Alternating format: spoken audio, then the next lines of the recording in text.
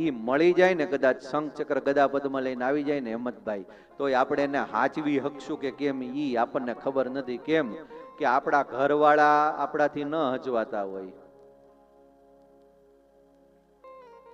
સગા સંબંધી ન હચવાતા હોય, આડોશી પાડોશી ન હચવાતા હોય, ઈ ભગવાનને હાચે હોય. શું કઈ નાની માના ખેલ છે?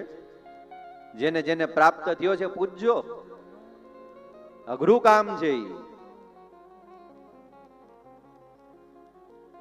જશોદાજીને પ્રાપ્ત થયા, અડધી રાતે ઉઠીને આવે, માં મારે માખણ ખાવો, ને બ્રહ્મ મુહૂર્ત ની અંદર જશોદાને માખણ સિદ્ધ કરવું પડે.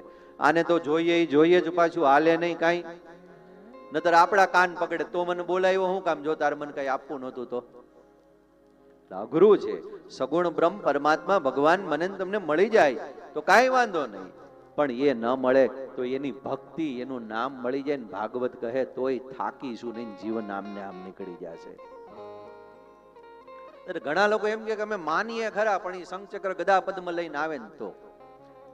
હવે ભાઈ આ એક સૂર્યનારાયણ ઉગે ને એની સામે આમ જોવાતું નથી હવારે, તો કરોડો સૂર્યનું તેજ એની અંદર છે.